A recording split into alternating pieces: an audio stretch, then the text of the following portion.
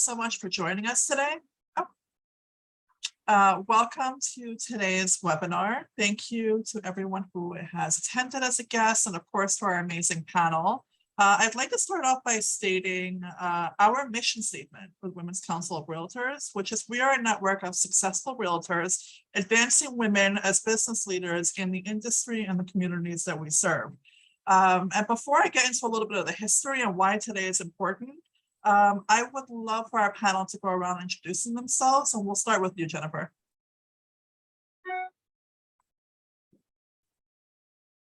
Oh, you're muted.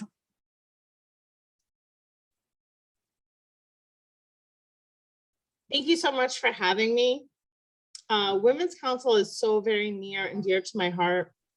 I wouldn't be where I am right now if it wasn't for Women's Council. I had the honor and privilege to serve as the New York State president in 2018, and I was the RVP, and it was Region 6, which was New York, New Jersey, Pennsylvania, Maryland, and Delaware. When I first got into Women's Council, I could not public speak. It was like the worst thing ever. If you set me on loose in a room of 50 people, I could come out and tell you their age, address, name, know everything about them. However, I couldn't get up in front of that room and speak. It was very difficult. Women's Council gave me the tools to be able to do that. And now here I am currently the New York State president. It's such an honor and a privilege to serve. And I'm so thankful for Women's Council, because without the tools that they gave me, I would not be here. So thank you. Thank you, Jennifer. It's always amazing to see a fellow female leader, especially one that comes from Women's Council. It really does make us proud. Eugenia, you're also a member. So tell us, and you have a very impressive background. So tell us a little bit about you. Oh, I would say first, good morning, everyone.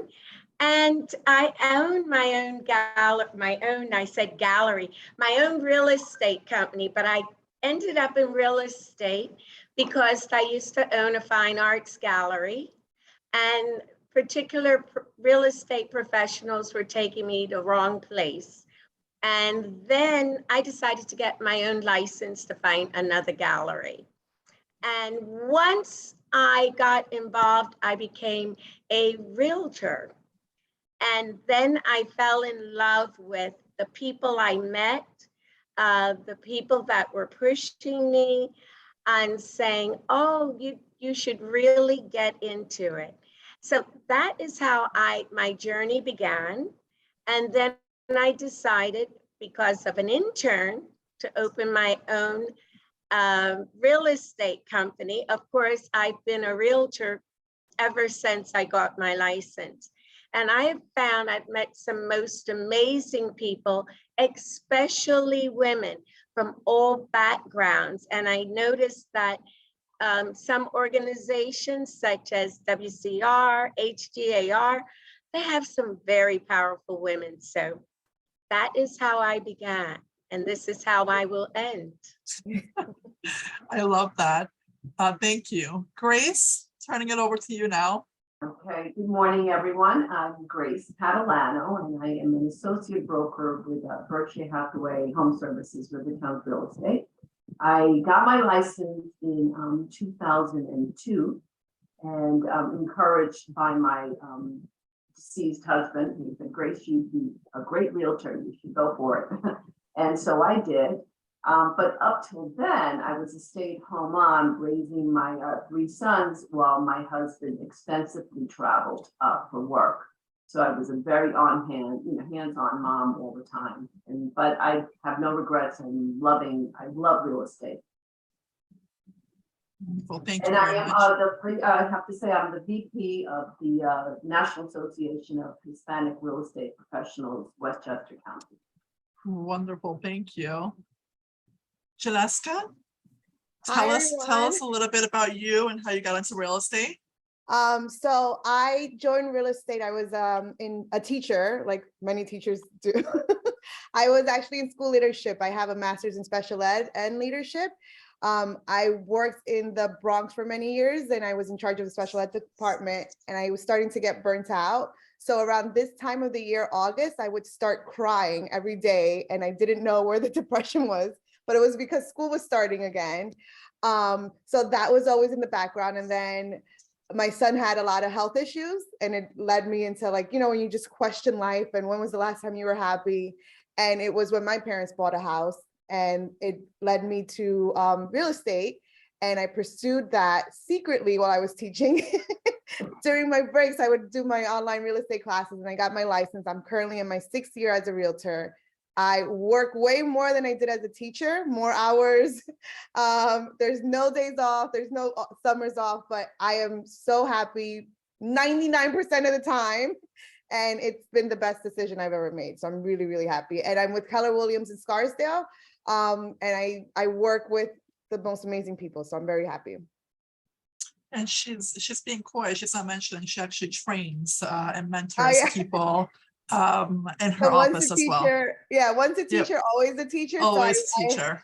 I help run the mentorship program. It's really important to me to make sure people who do join get started on the right foot and really have a really strong foundation to help them grow and be their best, and to just build a really good community. I always tell Laura, like, I always want to be the realtor that people say, oh, Jeanesca put this offer and I want to work with her. She's awesome. So I try to bring that to my real estate business as well. Wonderful. Thank you very much. So I wanna start off by saying, you know, what is Women's Equality Day? It's celebrated today, and it marks the passage of the 19th Amendment, granting us the right to vote. And it also represents our continued efforts towards full equality, which, as we know, is always a work in progress. When you think about the history of NAR and Women's Council, for that matter, they are definitely linked. So when NAR was founded in 1908, the membership was 100% male. Their purpose was, quote, to unite the real estate men of America. And on the national level, there were no requirements prohibiting women from joining NAR.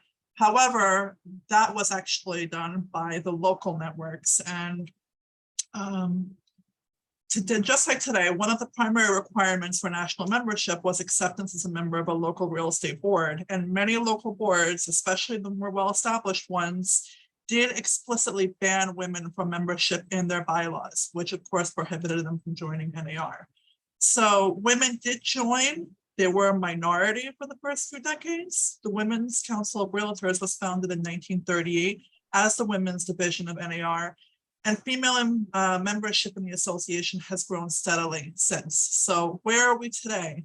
65% of all realtors are women, but women are less represented in leadership, despite the fact that we're greater in number.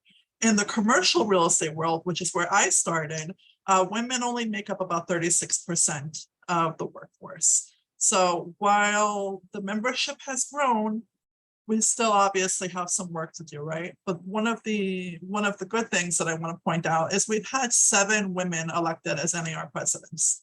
So that's definitely amazing for an organization to start up just for men, right? Yeah. So my first question that I really want to ask everybody is, what does Women's Equality Day mean to you as a woman and as a business owner? Because they are separate things, right? And Jennifer, I'm gonna start with you. So that's like a very personal question to me. I grew up in a family that had many women head of household business owners, and were just very entrepreneurial. I didn't know the difference between being a boy and a girl growing up. My father would ask me every day, what do you want to be when you grow up? And I would say president. So finally, when I was elected president of NYSAR, I'm like, I'm finally president. But it was just really incredible just having that foundation, having that support at home. I think we really need to tell our kids, you can be anything you want and not set boundaries. One of the best experiences that I had was going through NYSAR leadership. And we went to Seneca Falls, which I am a New York State resident. I love New York. I will never leave here. I'm built and born for this weather. I could not take Florida. This humidity that we had reinforced that I need to live in New York. But I went to Seneca Falls. It was the home of Elizabeth Cady Stanton. It was the foundation of the women's rights movement. And I learned all about it. And I was like, how did I live here this long and not know about it? Well, that year I was president of Women's Council. I was hosting my delegation to DC, and I had served on a state senator's campaign. They had given us an intern to give us a personal New York State tour of the Capitol. So we get to the Capitol and we see the Battle of Saratoga. It was all New York State centric points of view. We get to this statue. It's 11 feet by 13 feet of marble. It was Elizabeth Cady Stanton, it was Lucretia Mott, and it was Susan B. Anthony. And it was only carved down below their bust. And it was because there's so much work to do. And we all just started crying. But that was a moment that you can never recreate. It was so incredible. And that meant so much. So I'm so happy to have been in leadership, shared these experiences with other women, having been able to do these things, see these moments. But we have so much work to do, but we're doing it. So you go, girls. Thank you, Jennifer. Eugenia, same question to you. Well, I am a little different throughout my life, and most of the time I am a first. Number one, the most important thing was I was raised by my father, my younger years, so I did not know the difference. So I've always, and I'm an only child, both parents divorced before I was 1 year old. So it's a difference. Being a woman, I thought about it. I've always been somewhat of a radical, and whatever I've wanted to do, I never looked at myself as with having any particular gender. I don't mean in that manner. It's like if I wanted to carve, I carved. But what it meant to me was I would just go out and do what I wanted to do, because that's what I was taught by my grandfather and one of my mentors, who happened to be Barrett Rustin. In case you don't know who he is, you can look him up, but he worked with like 5 presidents, and he was following me. And when being a woman, Bella Abzug was the one that actually started this day. So when I had my gallery, people wondered where I came from. Now, the interesting thing, I am the immediate past president of FIABCI, but certain people would say, oh, you were appointed. I said, no, I was elected by my colleagues. And so for me, this day is an important day for us to let people know who we are. And as you said, NAR was founded in 1938. The naming of this day did not happen, I think, was it 1976 or something of that sort. So to me, it's an important day, because that, for me, I say, ladies, I don't leave any prisoners. When it comes to business, we have to show who we are. And I feel as a woman of color, I've had to overcome a lot of obstacles, but I've always managed to be, and I've only owned all of my businesses aside since I won't tell my age, but I've never really worked for anyone until I got into real estate. And then after a while, I opened my real estate company in 2008 when the bottom fell out of everything. So for me, this day is an important day because I use my femininity to get what I want. I don't mean, I'm out there selling pencils, you know what I mean? But I mean, I use the power that I have to do what I want, and I catch people off guard, because perception and assumption are the worst things one can do when it comes to me. And I'm just very grateful to be a realtor and to see so many women now, more than ever than when I began in 2000. That's wonderful. Thank you. And I love that perception and assumption. Very true. Grace, I'm going to turn it over to you now. So my story is different because I grew up in a very typical Latino household.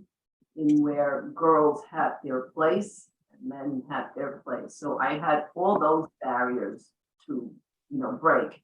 Perhaps that's why I was always very like an introvert, never really spoke my mind because I was afraid to speak my mind.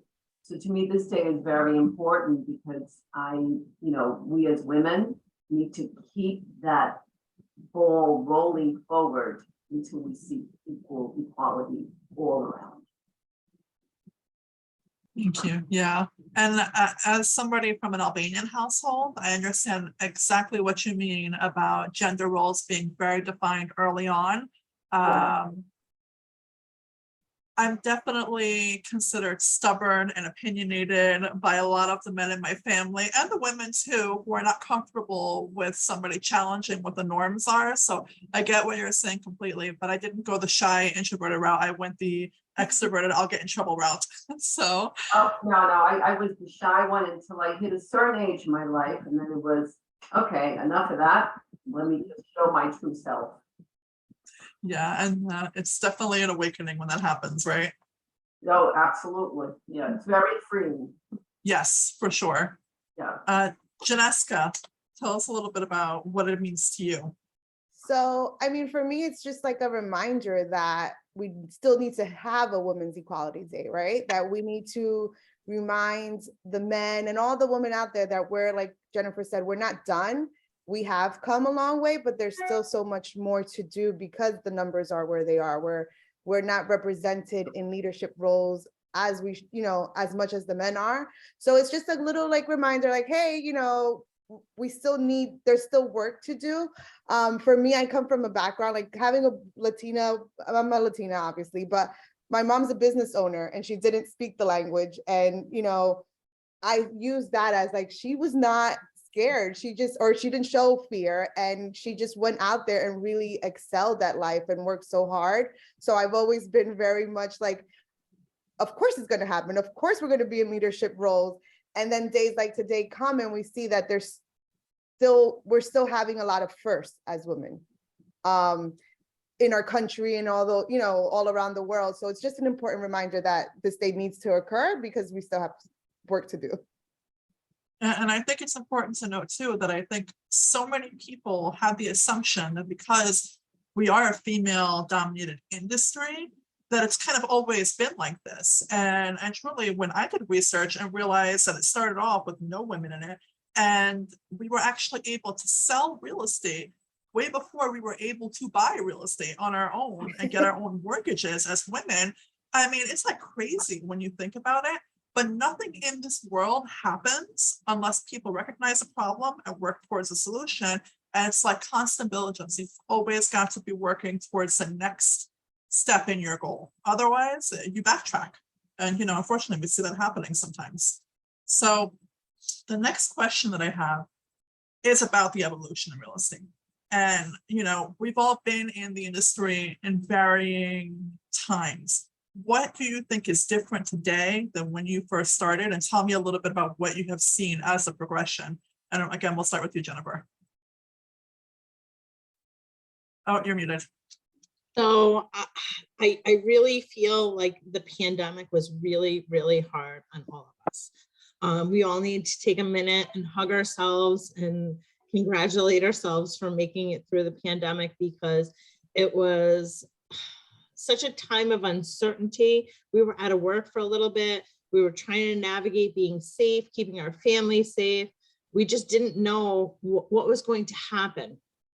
I've been through a couple cycles of real estate. I was licensed in 2005. So I went through the market collapse in 2008. I just feel like this last market, a lot of people were beaten down. We're fatigued. We're writing more offers. Our buyers and sellers are questioning our ability because there's multiple offers, and the sellers think they could have gotten more. The buyers think, why didn't you get this house for us? We just all need to give ourselves a minute, and we know we're doing the best for each other. We're doing the best we can. I think people have just shifted during the pandemic. So I congratulate everyone who's in real estate right now for making it through this market, because this was probably one of the toughest markets ever, and it's still pretty tough. But hang in there. I think the best gift, one of the best gifts, is Women's Council, because we have this camaraderie. It's not like we're, against each other. Like, we see each other, we know each other. And it's so good to know that we have a safe space and a person who's in the same market. And when you have multiple offer and you see one of those Women's Council members and you've had a relationship with them, you're like, oh yes, one of my sisters. So I thank Women's Council for giving us that avenue of cooperation. Thank you, Jennifer. And I swear I did not pay her to say any of that. So thank you. Can I just ask, so you've been through 2 market shifts. Have you noticed a difference in how you are perceived or treated by not just male agents, but sellers and clients in general? I think it's like the world has just shifted a little bit and there's less compassion. And people are so beaten down in this market. And I feel like we're very fatigued. We need to recognize that this isn't a traditional market. This isn't a traditional time.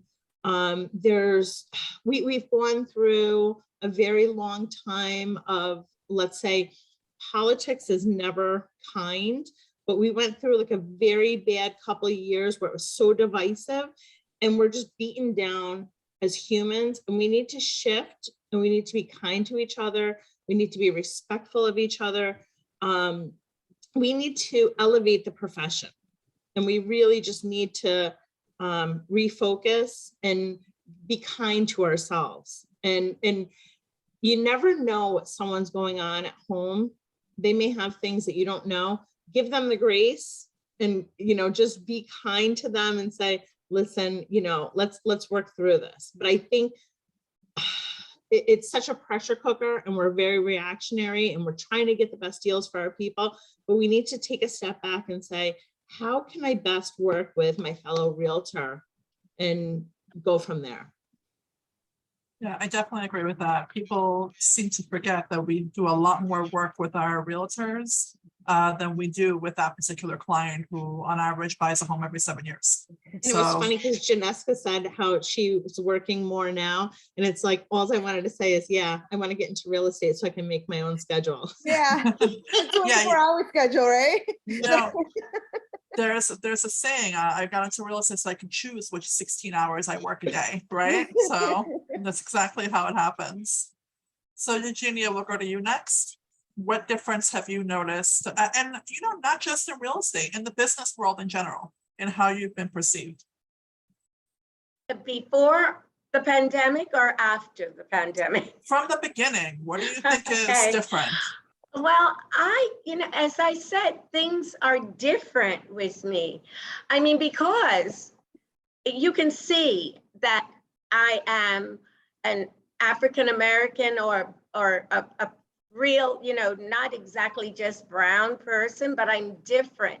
So my perception before was, I remember when I got into my first business, and people would come in, salespeople would turn over shoes and say, is your boss here? And there I am sitting there, my name's on the door, I introduced myself. That was the beginning of my, facing reality that people don't think. People were not that kind then, but then those who knew me back then was great. When I opened my, when I went into real estate, I think it was a little softer. We all worked together. I remembered that I said, I'm trying to learn this. And a realtor in Georgia who I did not know because I was on the internet and I had asked her a question. Midnight, I was on the computer and she said, she had sent something and I responded. And then she said, what are you doing up at this hour? And I said, well, what are you doing up at this hour? So how am I treated now?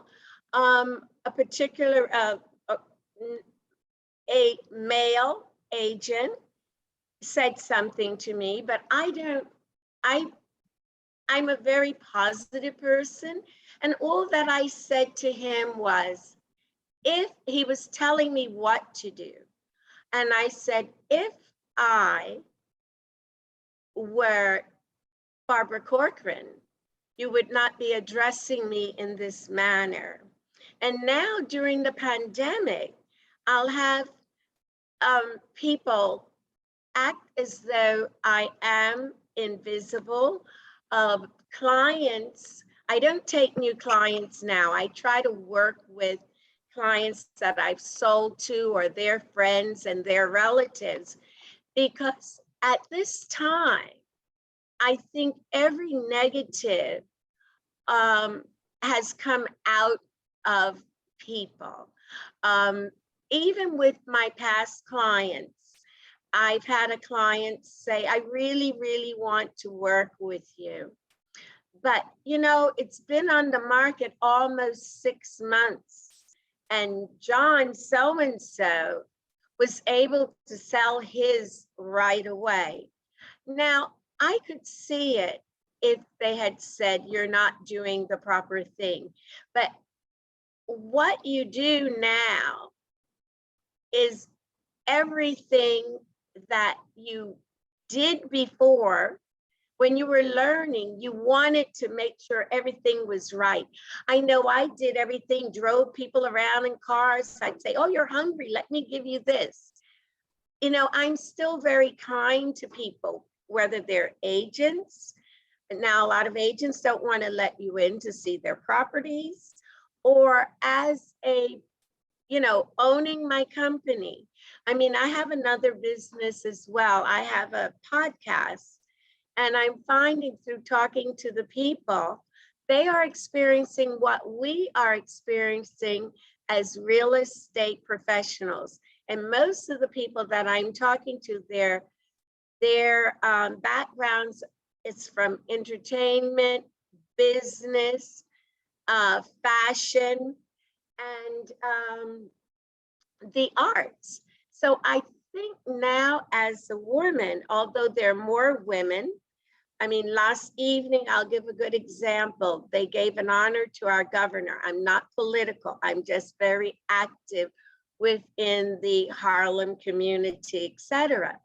You had everyone there, and there were women. There was Jill LeBron, the Attorney General, the past Manhattan Borough President was a woman.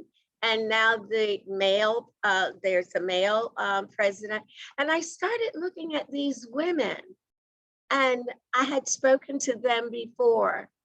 And you remember that old ad, well, most of you don't, that says you've come a long way, baby. Well, we have, but it seems as though we're going backwards now. We're not getting the respect. As a realtor, I know that I am not getting the respect that I used to get. And it's, and that's from within the industry as well as the clients. But I just feel this, it's not them, it's not you. I accept them for who they are, and I continue. And if we all continue without the, as I do, without doing the negative and turning their negativity into a positive when they say or do things to us, or, well, you can't come, or no, I'm not this, I'll say, fine, when you're ready, let me know. But it's not been very, it has not been a happy time. It's been a pivoting time, even for myself, because I feel that we as professionals should stick together, because there are other people that step on us. And as I said to someone, I feel as though we're becoming, and I can't say it because it would be unethical, but the lowest realm of professionals. We're maybe one step above, because we're expected more, we're given less, and we need to have the camaraderie that I found with the women within the industry, whether it's WCR, Florida Association, or any organization that I'm affiliated with, and those that I have a tendency to go around the side. But thank you. I didn't mean to be so long-winded. That was my Achilles heel. It's okay. You have a lot of experience, and with that comes a lot of examples. So I appreciate that. Grace, do you want to tell us a little bit about how you think things have changed? Sure. So, you know, I do both residential and commercial. So as far as the residential space, I have never found it an uphill battle to be on, you know, equal grounds with my male counterparts. However, in the commercial space, because it's mostly men there, I have encountered the, you know, the typical stereotypes that try to kind of, they think they're going to put me in my place. Some of the men, not all of the men. I've encountered beautiful humans as well. But I haven't let that deter me. That has motivated me to work even harder, so then I can, so that I am not, my gender doesn't represent who I am, but the capabilities, what I can do. That would be what attracts people to me, not my gender. And as far as the pandemic is concerned, I've had quite the opposite experience with some of you. I have found that throughout the pandemic, my clients, at least where I'm, they have become more human. They were more in tune to, oh, no, don't worry about it. And I sold, like that year, the first pandemic year, I was selling things sight unseen, mask on, you know, I would open the door, they would go in, make the offer, they do their inspections. But I have found that their humanity has come out because they were also concerned for me. So I didn't have that negative experience. I saw more of human kindness come out, at least within my circle.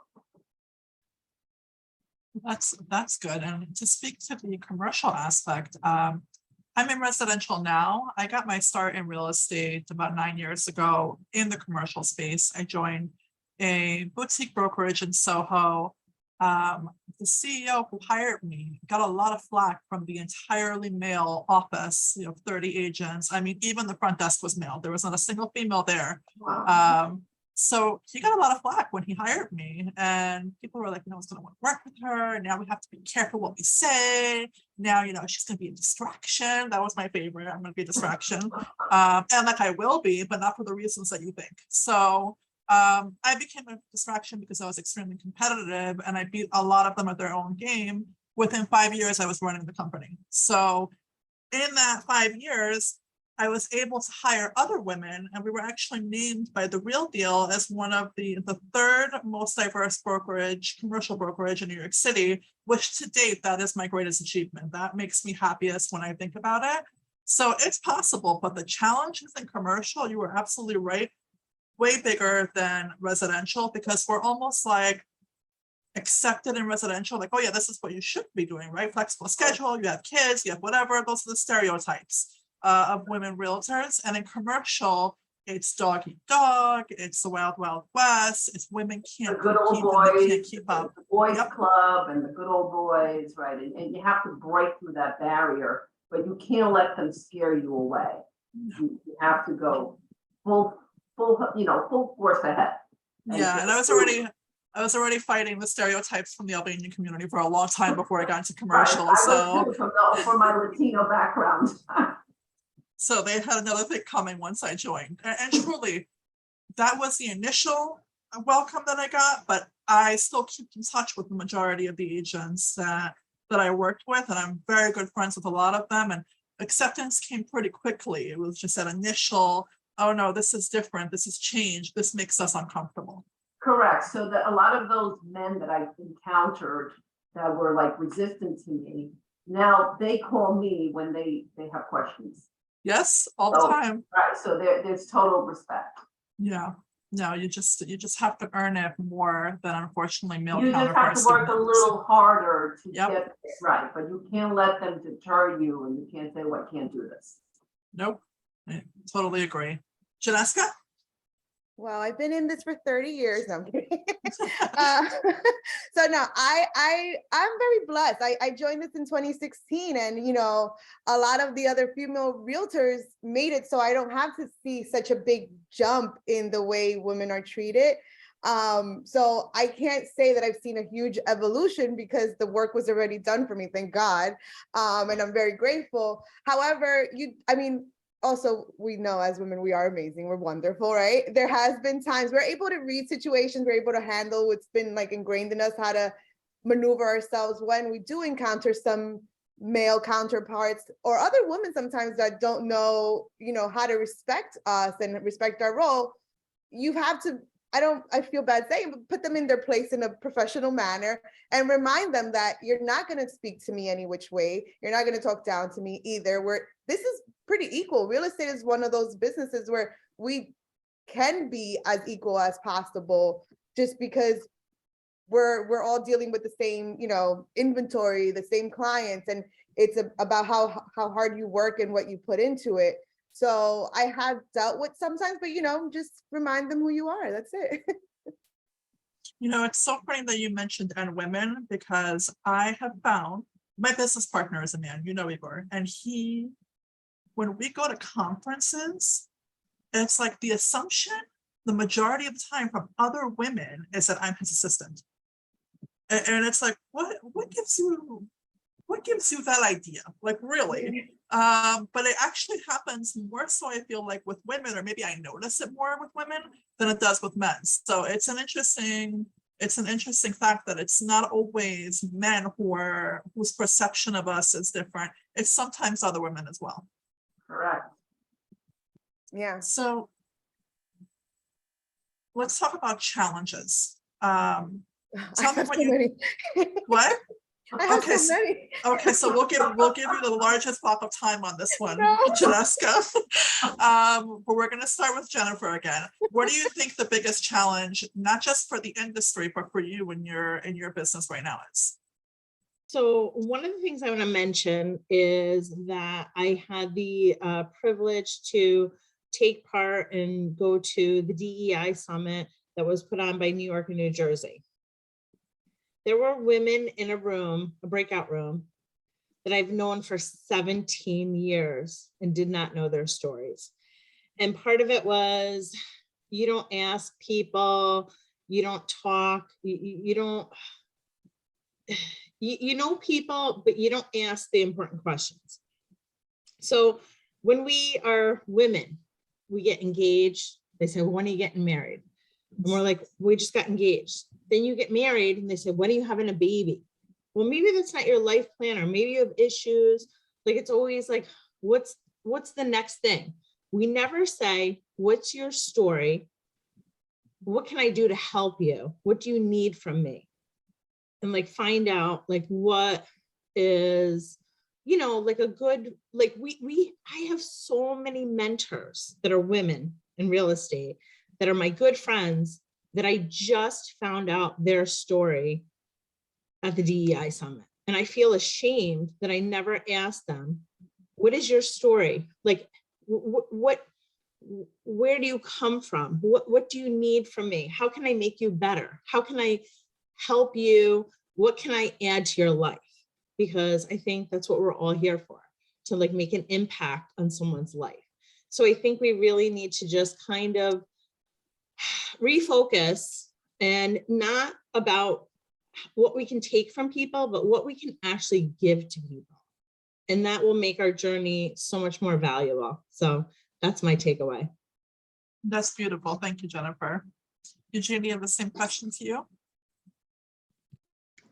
Really, I think I more or less have always asked women and men. I grew up in Europe, and I ended up living in Philadelphia, and then I came to New York. And I found that just asking people and talking to people. I'll talk to a cockroach if I have to, because that's me. I talk all of the time. I may not say anything important, but in talking, I mean, it's just like I'll see a child and the child may not look as lovely as another child. And I'll say, oh, you're wonderful. I love your hair. Or, gee, where did you get that pretty smile? So I take that over to adults as well. So I find that I talk to the men. With FIABCI, it's predominantly male from all over the world. In my own company, I found that some of the difficulties I was having and was due to the fact that I did not know, as Jennifer said, the backgrounds of a couple of my agents. Even though I would say things to them, one in particular is from Africa. I mean, she's African and she was born in Italy. And I noticed that she became very saddened. And I said, well, what is going on?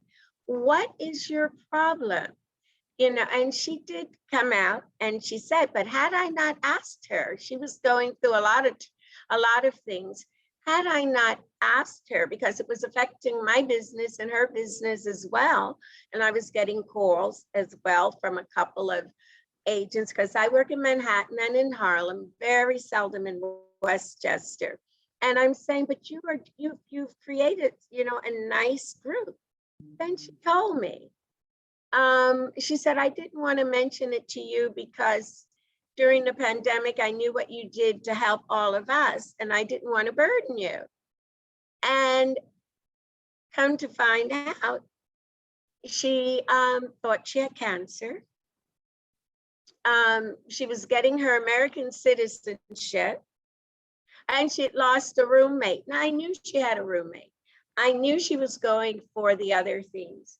But I just find that even though I talk a lot and I ask people things, I just feel that the humanity in giving, I try to give not just myself, but I give back. And in doing that, I'm finding, I mean, I've done it all my life, but now I'm giving it in a different manner. And other people will tell people, and people are reaching out and more open, but that's really it for me. Communication is definitely a cornerstone of our industry. And when there's a lack of communication in either direction, it can be impactful in a negative way. So I totally understand that. And we do sometimes get so involved in talking that we forget to actively listen to what people are saying. And Jennifer, to your point about the DEI Summit, what an incredible time. For anybody who missed it, do not miss the next one. I'm so proud of Freddie and HGAR for having the summit and being involved in it, because it was truly incredible. Grace, tell me what you think our biggest challenges are for yourself and for the industry.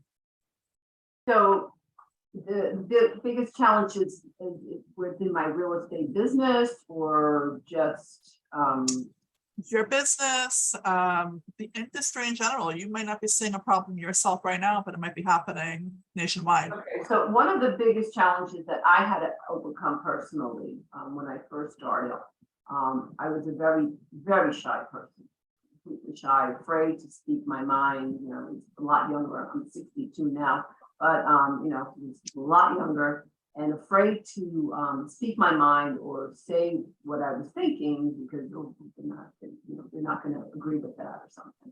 But so I had to overcome that fear, because that was a huge fear for me. Like I can't do this. I can't go in front of strangers. So I overcame that fear, obviously. And now one of the challenges that I have is I have to learn how to bite my tongue.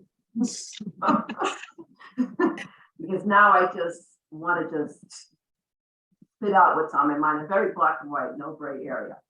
And I've actually used that now because I tactfully use my silence when I'm negotiating.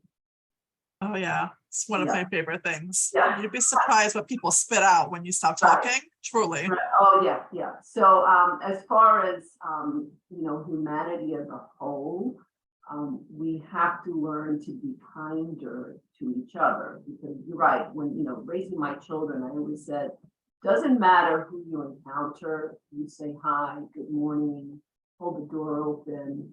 If they don't say thank you or something, you don't know how that person started out their day behind their doors. You don't know what happened within their household. If it's a woman, maybe she was going through a tough time with the husband or the kids or a guy. So you don't know what their story is. So always just be kind. It doesn't cost you anything to be kind. One of my favorite lines is, we rise when we lift others. So when we're rising, be kind and pull up others with you. Don't try to oppress them and say, ooh, oh, no, she's going to be better than me. So let me not answer her questions because I don't want her to exceed me. That's a bad human. Always be kind. If you can answer a question, always be nice about it and helpful. Very Yes. true. Thank you. And I share your sentiment about not knowing how to, or actually not really wanting to bite my tongue most of the time. So, and Jeanesca knows me personally, so she's like, yeah. Me too. I'm like, I need a filter. Another reason I probably didn't make it in teaching, because I'm like, I would be a human resource violation somewhere. And being a teacher, it's like you hear everything. Like I sometimes wonder what my children tell their teachers, and then I'm like, I don't want to know. They tell Don't them want to everything. know because kids are super honest. They tell them everything. Just Yep. know that the teacher knows your whole life story when you go to parent teacher conference. So for me, when I first started, one of my biggest challenges was self-inflicted, I like to think. My confidence. I would tell myself, oh my God, I'm a Latina, like I'm this Latina young girl. They really want this white man to come because this is what we visualize, a smart realtor to be. And I would approach situations and approach clients and listing appointments with fear that they weren't going to take what I was saying seriously, that I wasn't the smartest person in the room. And it's taken some time and a lot of work to realize that I am just as smart and probably, I can, if they don't want to work with me, that's their loss. And, I don't have to be a white man to be successful in real estate, or a man in general. So that's been, that was my biggest challenge, the confidence. And then in my personal life, I think as women, we are expected, oh, you want to work? You want to have your own career? That's great. But I still want, the kids taken care of. You have to be involved with all the doctor's appointment. What do you mean you haven't done laundry? What do you mean the house is not clean? So that's been a challenging, like having my family understand that I'm not a stay-at-home wife and that like I'm actually working. And that was a little bit of a growing pain for my husband and I, when just, his work is very much more structured. He's in law enforcement, so he has a structured hour. But that doesn't mean that I'm the only one responsible for doctor appointments. That doesn't mean I'm going to be the only one responsible for, school parent teacher visits and stuff. So that was a challenge that we've worked on, and now he respects it. And it's also, I have to remind myself too, like, oh, no, don't make yourself available for everything, because you still have to work. You're still running a business. So that's been a challenge. What else? There's so many. I'm kidding. I really resonate with that last thing that you said. I'm a single mother of two, and I get it all done, and I do really well at it. My biggest pet peeve is that there's this perception from other people when they see that I'm, working, or I'm going to networking events, or I'm, on vacation, or like, oh, what about your kids? Like, oh, what about my kids? My kids are thriving. Like, what do you mean? Why do people assume that if you're living a full life, something must be neglected?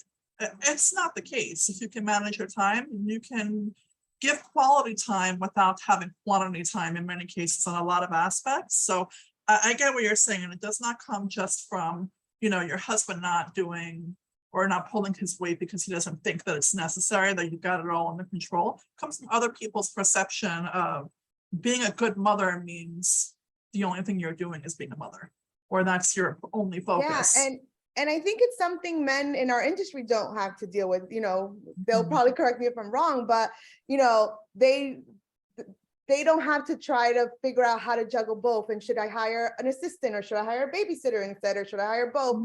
And it's like a pressure that we apply to ourselves, that society applies to ourselves. And it's just like an expectation that we're just supposed to get it all done, and get it all done with a smile and perfect, which is the best part. Like, I can guarantee you, I can almost guarantee you, I should say, because nothing's ever 100%, that very few men have ever been asked, well, what's with your children when they're at an event or a conference? I just really doubt it, because the assumption is, oh, they're with their mother, so they're taken care of. But it's like that old, when we watch our kids, we're being a mother, and a lot of times you hear, oh, my husband is babysitting. Like, no, your husband's not babysitting. He's being a father. Like, what does that mean? Not at all. They're not No. babysitting. No, you're watching your children. Congrats. So yeah, I mean, that was my biggest challenge. My Yeah. husband's great though. I don't want to go in case he's like watching somewhere. He's like, did you get on that panel and complain about me? Yes. Yeah. Well, okay. So I want to read off a statistic to everyone. Women make up 25% of real estate membership and land use organizations, but only account for 14% of its C class, and are far more likely to head smaller organizations. One report surveyed female CEOs and revealed that only 7% leave companies with more than 100 employees. While we make up over 60% of the residential agents, we have a much smaller percentage of leadership in brokerages. What do you think attributes to that, and what can we do to push past that into more equal representation? Jennifer, we'll start with you. So I've had this conversation a couple of times. The last several NYSAR female presidents have not had children. I'm among that group. I think, if you have children, they come first, and you wait until they're out of the house before you step up into leadership. I know perception is a huge thing.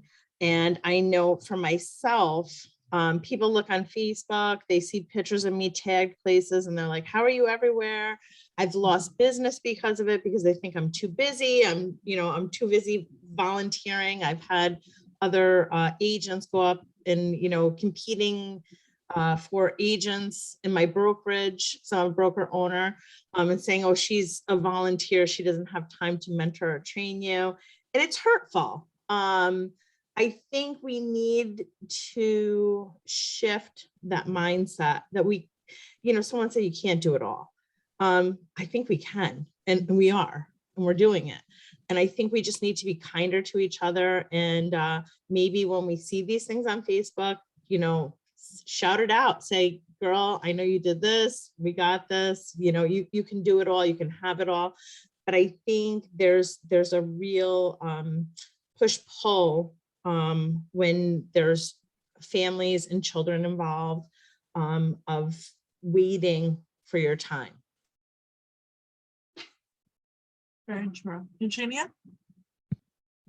Well, I have discovered that I've met a lot of, throughout my travels in the States and Europe for, my organization, or flying to go somewhere, Detroit, etc. They're younger people, women. They're the women. I haven't had a gentleman ask if I could be his mentor. And I think mentorship has helped a lot. And that is something that I never thought about. I never said I want to mentor, but because of the way that I am and the various things that I do, and I'll pat myself on my back, I've accomplished an awful lot. And I'm very proud of it. And I'm proud of the people whose shoulders I stood on, like the agent I mentioned in Georgia. But mentorship will allow people to grow. Right now, I've had several women. One's a mother of an adult son. Another is a mother of 2 children. I mean, there are various, there are single women that will say, would you be my mentor? And I think that what we do and people see it will enable it. And now a couple of the women said, okay, I'm going to do this because I want to become the president of one of the organizations. There's a woman now from Virginia, and she says, and I asked her, what are you doing? She said, I like to go to the top and I'm going to learn. And because she invited me to go to lunch and she figured where I'd want to go or whatever, and she came up. And then we had a conversation and I realized the women that I've spoken to have taken roles in NAR, in their local areas. And I think that that's what we can do. I think that all of us can speak to people. Sometimes I would just talk to a new member and have them say, well, you know, you're the first one that came over to talk to me. I think that that is a good way to get people, to women in particular, to give them the strength. See, that's why I said in the beginning, I never had a problem with gender. I just, you know, I did whatever. I can carve, but I can't, you know, I don't know how to sew. So what I'm saying is, but the important part is mentoring. I don't care what industry, it is important. And I mentioned last evening, and I think politics is worse. And one of the young ladies that, you know, has a PAC, she wanted me to meet the different assemblymen. And when she introduced me, she said, when I finished college, I met Eugenia at a particular office. And she said, she is my mentor until now. And that almost caused me to ruin my makeup because this isn't all natural. So it's nothing worse than mascara coming down your face almost. I didn't have a Q-tip. I'm very feminine, I'm very strong, but I'm very soft. Mentoring, just keep that in mind. Maybe you should develop a mentoring program. It's definitely an important aspect. Leading by example is the best way to lead, truly. If you're the do what I say and not as I do type, you won't last long in any kind of leadership position because people are looking at what you do, not necessarily listening to what you say. So definitely agree with that. Grace, on to you. Okay, so I believe that it starts at home. So I think that we need to raise daughters with a confidence to challenge roles and an understanding that they're on equal footing with their the male counterparts, so they can achieve career success. Also, it doesn't only fall on the shoulders of the women. I don't have any daughters, I have 3 sons, and I believe we need to raise our sons to share more equally in childcare and household responsibilities.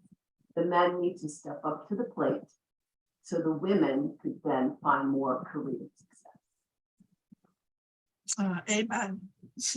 Your lips to God's ears, seriously. I do think we tend to focus on we need to teach women or girls to be a certain way and totally neglect the other side of the equation because it does take 2 to bring in an equal solution, right? Correct. So I love that. I'm so very proud of my sons when I see them. You know, I'm a grandmother now. And my daughter-in-law's like we don't cook. Our husbands did all the cooking.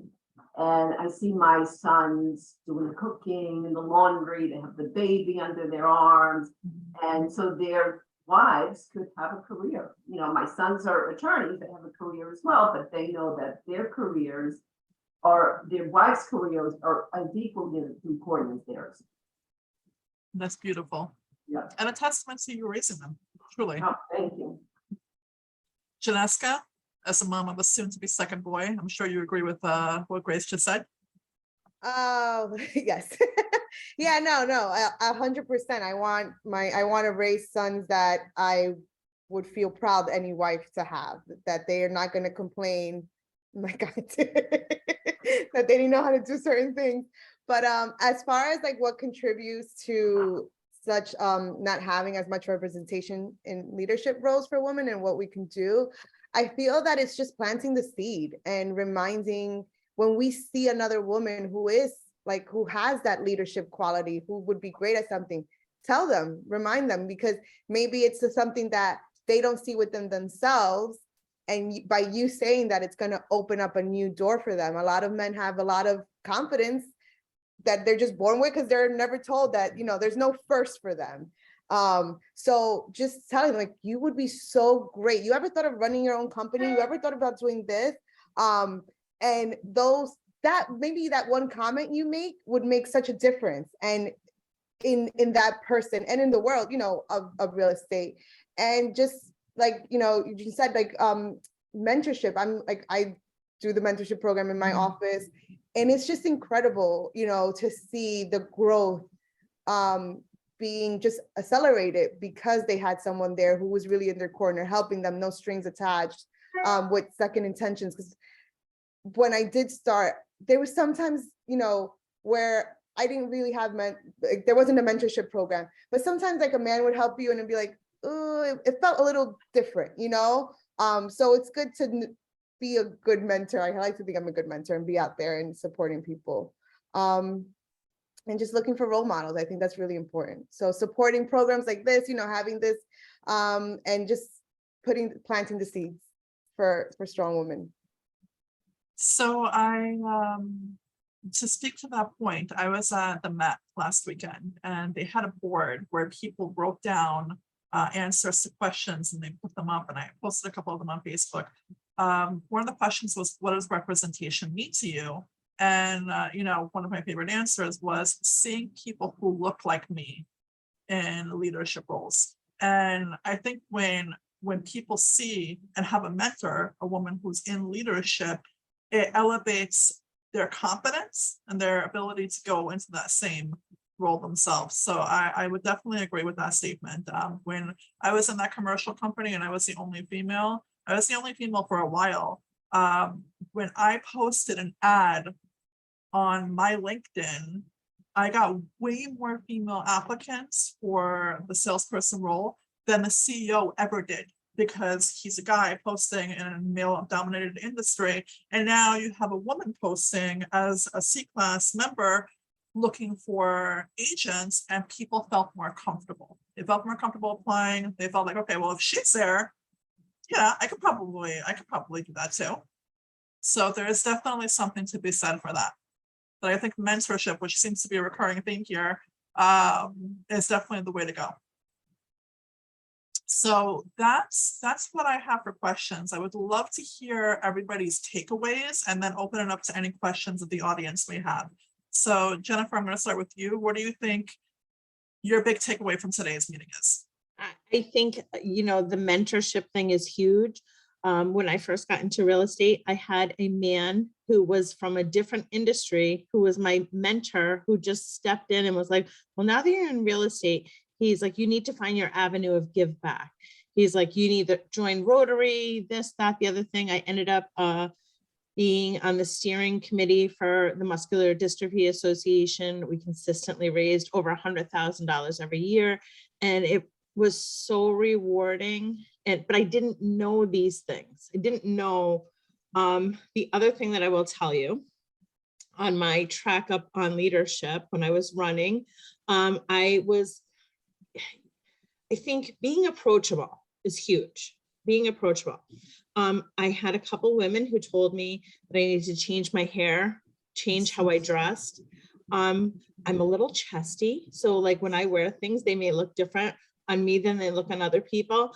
And I changed my hair, and they said, well, now if we could just get you to dress presidentially.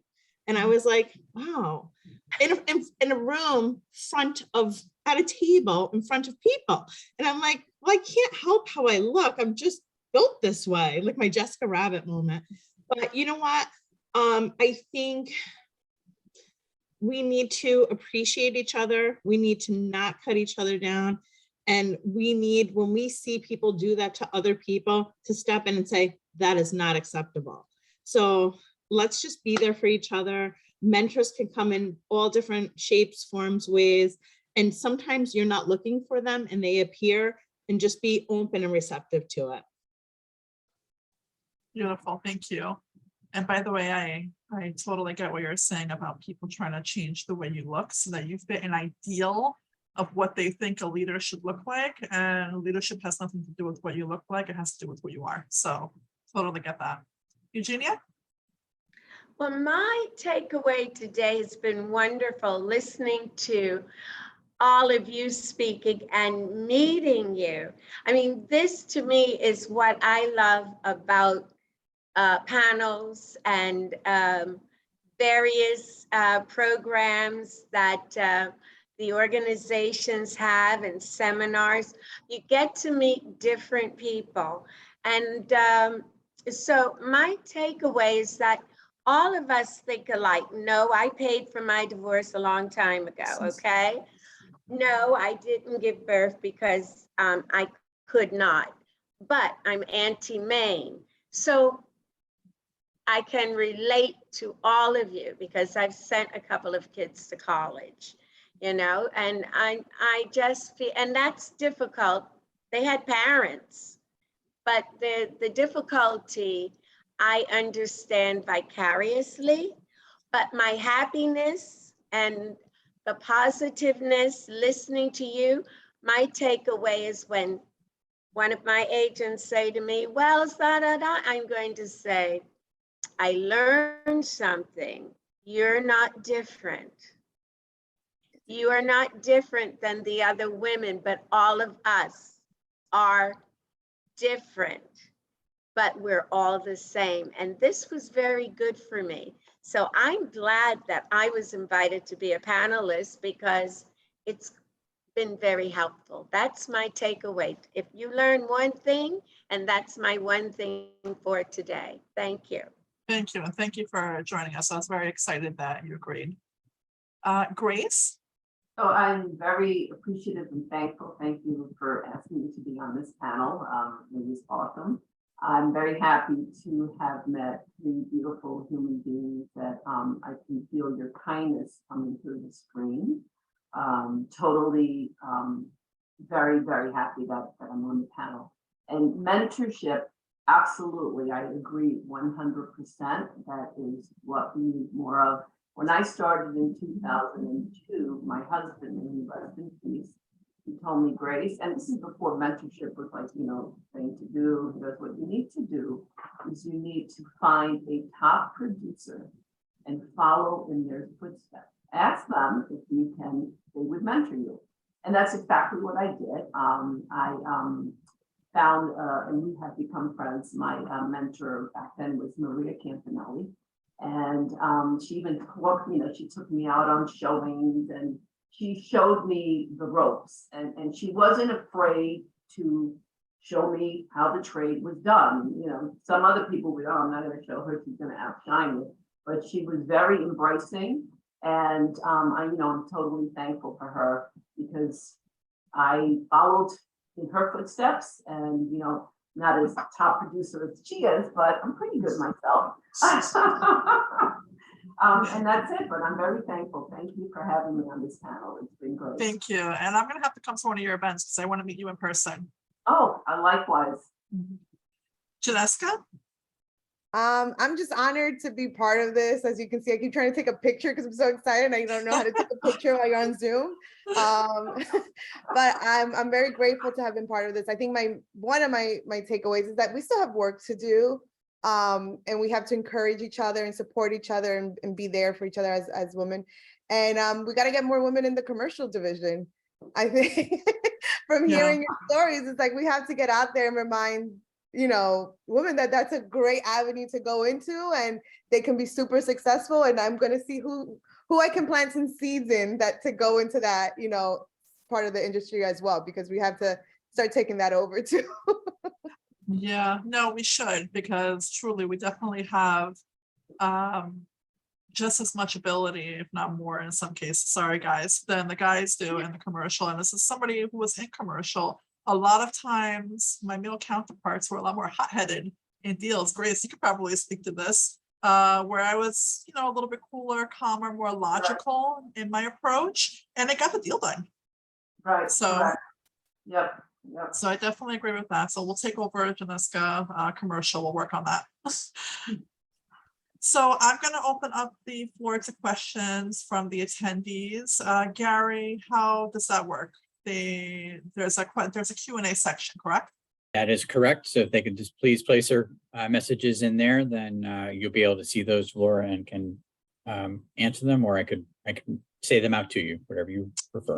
Yeah, I see the tab here. Okay, so if anybody has any questions, I'll give you a couple of minutes, and then our panelists will be more than happy to answer. And so there's not random dead silence while we're waiting. The one thing I want to add is a candle never loses anything by lighting another candle. To your point, where like when people mentor other people and they're not afraid that they're going to outshine them. And that's like one of my favorite sayings. When I went to Women's Council Leadership Camp, we had to bring our favorite saying, and that was my saying. And that is so true. In the company I worked at before, quite a few agents who I mentored went on to open up their own brokerages. And you know, the CEO is looking at it from a financial perspective, and he's upset because they're leaving. To me, it was always a mark of pride. Like, here's somebody who feels confident enough that they can do this on their own, and you know, whatever, we'll do deals from their new company. What's the big deal? So to me, it's never about competition. It's always whenever there's an advancement or somebody's doing really well in our industry, that can only be a good thing for us. So totally agree. And by the way, Jennifer, I've met you a few times, and you're always like the nicest, most approachable, just not what you would expect from somebody who was president of NYSAR. Like, you are just, you're awesome. You really are. That means so much to me. Thank you That's so just me much. And it's fangirling right been there. such an honor and a privilege to be part of this. It's been an honor and a privilege to be president of the New York State Association of Realtors. I've had such an amazing time traveling across the state, meeting all the members, and I just love everything about it. I love meeting everyone, and you saying that I'm approachable means everything to me. So thank you. No, you definitely are. And I know I'm not the only person who has told you that, for sure. So it looks like we don't have any questions, but I do have a comment from Barbara. Thank you so much. No questions, but we'll definitely be using all of your helpful advice. Oh, okay. Michael Malone just asked a question. You spoke before about the dynamic of implicit bias, where people assume that as women, you are relegated to certain roles. What recommendations do you have to address this dynamic and helping people to reset their assumptions? No, that's a really good question, Michael. Leave it to you to throw me a curveball at the last minute, right? So I'm going to take a minute to think about it and let everybody else answer first. So Jennifer, what do you think? Well, that's a heavy one. Yeah, it is. I think especially women in leadership, we have designations, we attend functions, we're at everything all the time. We're sponges, we can't get enough of it. So I think like just being present is such an important thing, and being knowledgeable.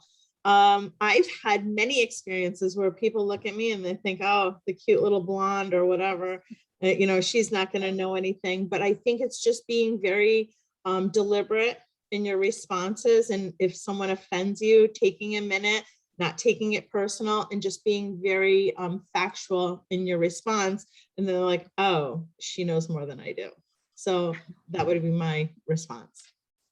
I think for me too, it's just a lot of self-reflection and making sure that you're not burning the candles, right? The candle at both ends, because of those roles that are being told to us that we've been raised to believe, you know, I'm a Latina. So I was told like I have to have a clean kitchen and cook for my husband and do all these things is part of how I was raised, and just remind myself like, no, that's not how it works. And just reassess when you feel like you're getting to that point.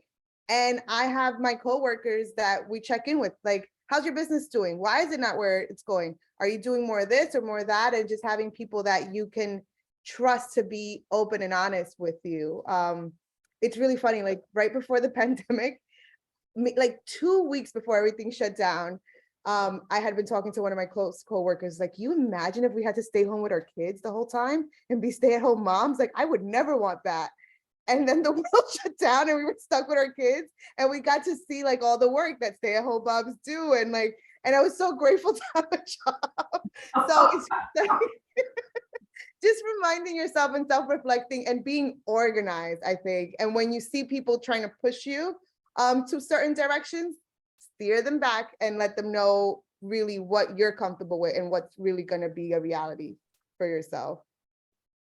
So to answer your question, Michael, probably the best way to address it is to ask questions to find out where these assumptions come from. And you'd be surprised at how many people have no idea why they think a certain way, because it's just the way they've always thought. So I probably could be better at asking my questions in a more non-confrontational way, I guess. But it is definitely a trigger point for me when people make assumptions about how I do any role that I do based on the other roles that I have. So, you know, just because I have kids doesn't mean that that's all I'm able to do, or that that's all I can focus on at any one time. I'm a human being. I'm very complex. I have different layers, and that's the same thing with everyone. There is definitely, though, a perception that a woman who is a mother is somehow in charge or responsible for her children versus a father being the same thing. And that's definitely a bias that we as a society probably are better at now. You see more stay-at-home fathers, you see more fathers who take an active role in schools and doctor's appointments and things of that nature, but that general perception is still there. I think challenging it by asking questions like, where does that come from? Or what do you think happens if I'm at a conference? Like, do you think that my children are in the woods, like crying for me? Or do you think that as a responsible adult, I've made sure that they're well taken care of while I'm gone? So those are things that would probably help. Does anybody else want to answer that question or have anything to add? Okay, so the next one is, there will be, and this is from Ruth Pfeffer. It's, there will always be enough business to go around. We must lift each other up because who we are as humans help to guarantee success in business and life. Thanks to all for being a bright light in our industry. Thank you very much, Ruth. Kimra is giving a shout out to Jennifer. Jennifer is amazing. Great webinar. Nice hearing from the panelists. Thank you all. And Richard, hi Rich, how are you? No questions, but amazing webinar. Thank you all for your strides and progress in the industry. It's truly inspired. Thank you very much. Okay, so I think on that high note, we will end. And again, thank you so much to everybody for joining our panel today. This was really awesome. Thank you. Thank you. Nice meeting you all. Same. Yes. Stay Thank you. safe. Thank you.